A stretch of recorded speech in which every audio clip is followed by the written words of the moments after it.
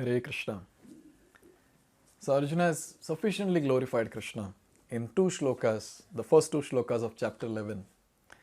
And now he's finally going to put forward the intense desire that he has in his heart in shloka number 3. So let's see that now. Evam etad yathāttha tvam ātmānaṁ parameśvara draṣṭum icchāmi te rūpam aiśvaraṁ puruṣottama. So here he's using two words. He says, Puruṣottama, O best of all the personalities, O greatest of all the personalities. Parameśvara, O Supreme Lord, O Supreme Form. Evam etad, he says, that though I see you here before me in your actual position, yathāttha, tvam, ātmānaṁ, as you have described yourself. So Arjuna is able to see Krishna in front of him the way Krishna had described himself. But then he says, draṣṭum icchāmi te rūpam aiśvaraṁ. But then he's saying icchāmi. But then I have got a desire. And what is that desire? Draṣṭum te rūpam aiśvaraṁ. I wish to see how you have entered into this cosmic manifestation. I want to see that powerful form of yours. Now there's a very nice shloka where Arjuna is putting forward a very, very intense desire that he has got in his heart. Now why this desire came? That's a very important question. Now in shloka number 16 of 10th chapter, we see that Arjuna, his question was very clear, his request was very clear. He says, Vaktum arhasi asheshena divya hi atma vibhutayah. So he's saying, O Lord, O Krishna, Vaktum arhasi asheshena. In detail, O Krishna, please tell me in detail about vibhutayah, about your own opulences. But then what did Krishna do in 10th chapter? Krishna, superficially, he gave 82 examples about his opulences. Now Arjuna is like, I asked for in detail and you gave me superficially. Now I don't want to hear. Now I want to see. I want to see that wonderful, powerful, opulent form of yours, the universal form. So this is what is the request that Arjuna is putting forward in this particular verse. Very nice points from the purport. Lord said that because he entered into the material universe by his personal representation, the cosmic manifestation has been made possible and is going on. So Lord Krishna has described very clearly about his opulences, and he has made it very clear in the last shloka that just by the fragment of himself, that is Shirodakshaya Vishnu or Paramatma feature, he pervades the entire creation. So this was very, very much clear in the 10th chapter, especially the last shloka. Now here the question is, why is Arjuna asking this? One is he wants to see. But then another important thing is, see, Arjuna is not a person like us. We are doubtful people. We have lots of doubt. But then for Arjuna, everything is clear. Krishna is standing in front of him. Why will be any doubt in Arjuna's mind? But then why Arjuna is asking this question or requesting Krishna that please show me your universal form? Here is the answer. In order to convince others in the future who may think that Krishna is an ordinary person, Arjuna desires to see him actually in his universal form, to see how he is acting from within the universe, although he is apart from it. Now, in future means Kali Yuga, that is all of us, Kali Yuga beings, we might have this doubt, as many people try to say this, that okay, Krishna is another ordinary person. What is the difference between him and me? They don't realize that Krishna picked up Govardhan on his little finger of left hand for 7 days and 7 nights at the age of 7. They don't realize that. And here we are not able to pick up a small card on the little finger for 7 minutes also or 7 seconds also. So this is a very important thing to understand. Sometimes we don't acknowledge the greatness of Krishna. But then, to acknowledge that also, we need some piety, we need some spiritual punya. Then we'll be able to acknowledge Krishna's greatness. But then for those people who lack the spiritual punya, those people who are not very much qualified to understand Krishna's greatness, here Arjuna want to explicitly tell everyone and display Krishna's universal form, so that they believe or they don't believe, at least they will understand that Krishna is not an ordinary person. So Arjuna wanted Krishna to reveal or manifest his universal form in front of his own eyes. And another reason, very nice reason it is given, the second reason why Arjuna wanted to see Krishna's universal form, here it is given. That Arjuna did not have any personal desire for confirmation.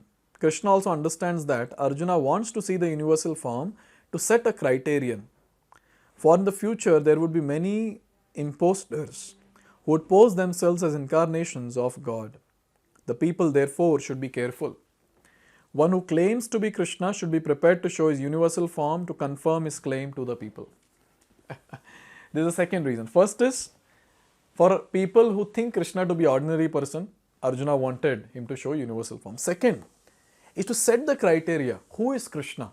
Now there are many people in this world, so-called incarnations of Krishna or Krishna himself.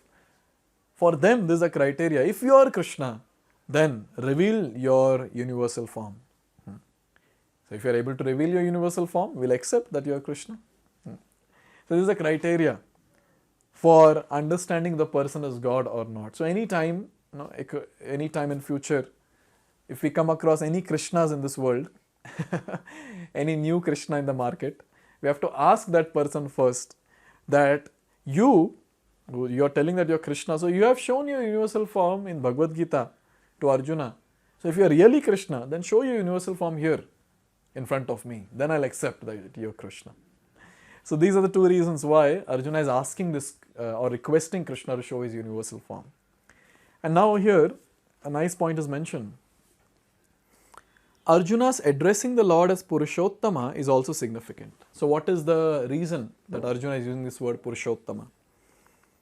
Since the Lord is Supreme Personality of Godhead, that is Purusha-uttama, the best of all the Purushas, he is present within Arjuna himself. Therefore he knows the desire of Arjuna, and he can understand that Arjuna has no special desire to see him in his universal form, for Arjuna is completely satisfied to see him in his personal form of Krishna.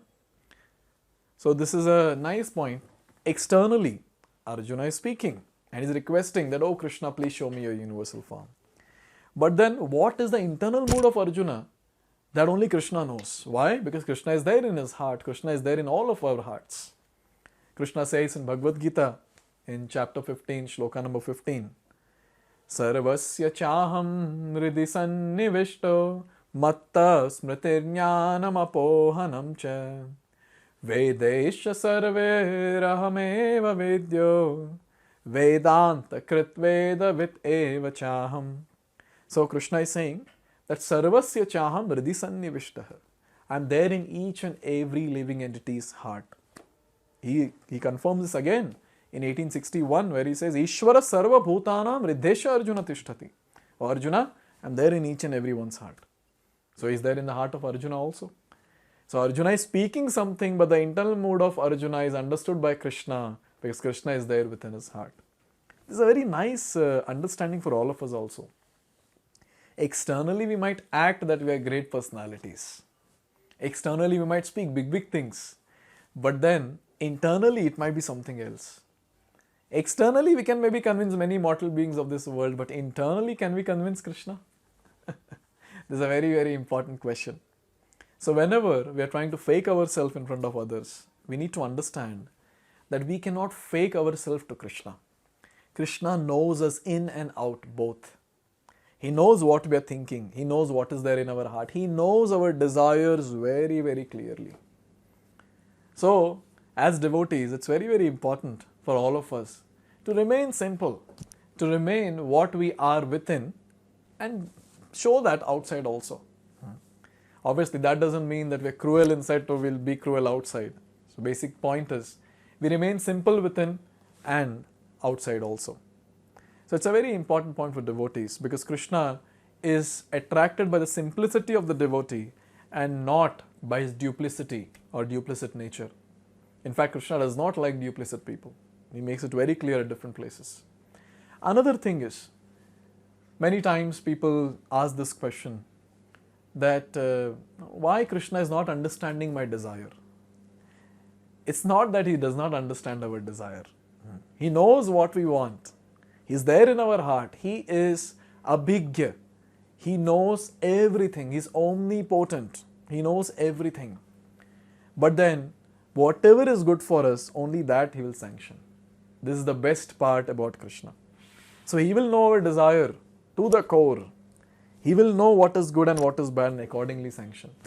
So when we are thinking about Krishna, that why he is not understanding me, we need to understand one thing, that he is understanding me, but I am not able to understand him. He is able to understand my desire, but I am so unfortunate. I am so fallen, I am so contaminated and sinful that I am not understanding what Krishna's desire is. What he wants me to do now, this I am not understanding. But we are very fortunate that through this medium of Bhagavad-gita, we are able to understand what Krishna actually wants from all of us. In all these chapters that we are going through, we are actually trying to understand Krishna's desire, Krishna's heart. And when we execute Krishna's desire, then we will be called as Krishna Bhakta. Then we will be called as Krishna's devotees. And how can we realize Krishna? How can we understand Bhagavad-gita? How can our desires be purified? By chanting the Hare Krishna Mahamantra. Hare Krishna, Krishna Krishna, Hare Hare, Hare Ram, Ram Ram, Hare Hare. So when we're chanting this Hare Krishna Mahamantra, our heart gets cleansed, our desire gets purified, and we get a lot of clarity in life to understand what Krishna wants from all of us. So now this is the request that Arjuna has posted in front of Krishna. He has put forward in front of Krishna. And now, after asking for such a big thing, universal form, now Arjuna is talking about his own qualification. So let's see that in the next video. Hare Krishna. Hare Krishna, Krishna Krishna,